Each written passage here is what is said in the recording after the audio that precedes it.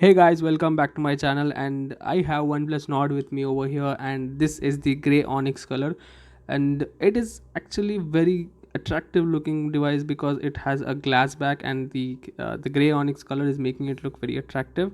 But yeah, let's talk about the display of this phone. The display of this phone is a 6.44-inch display which comes with 2400 into 1080 pixels resolution, which has a 90 Hz refresh rate and is an AMOLED display. The quality of the display is pretty good. As you can see, I'm going to be playing a 1080p pixels video, and this is very good. But the problem comes with the audio of the phone. Since this phone has a mono speaker and does not have a dual speaker, it does not perform as better as other rivals of this phone performs. The screen over here is very attractive since the two cameras are not even visible. Now let's talk about the camera of this phone, and as you can see, this is me. Hi. But yeah, let's talk about the rear camera. The camera quality is very good, as you can see over here, but it is not the best performing as per my perspective. Let's talk about the modes available for taking a photo.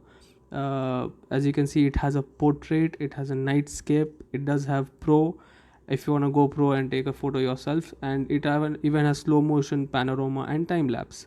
This phone runs on Android 10, which is based on Oxygen OS 10.5.4. And let's talk about some more specifications of this phone, as because that is what we are here for. So the processor on this phone is a Snapdragon 765G, which comes with a 5G support. The GPU on this phone is an Adreno 620 GPU. It comes with three RAM variants, that is 6 GB of RAM, 8 GB of RAM, and 12 GB of RAM. And similar to the storage, it comes with three variants, that is 64 GB of storage, 128 GB, or 256 GB of storage.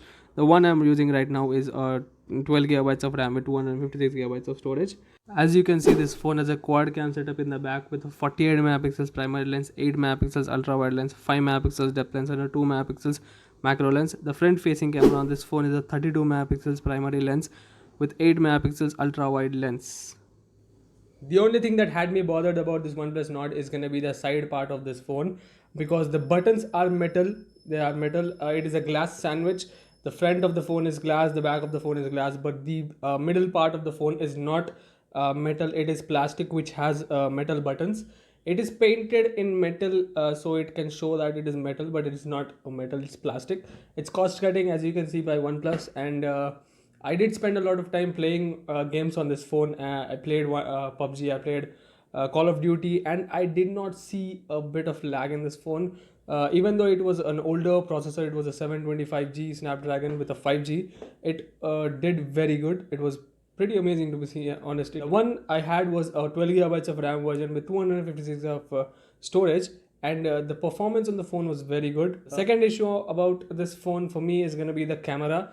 It was taking really good pictures sometimes, but it was not taking really good pictures all the time.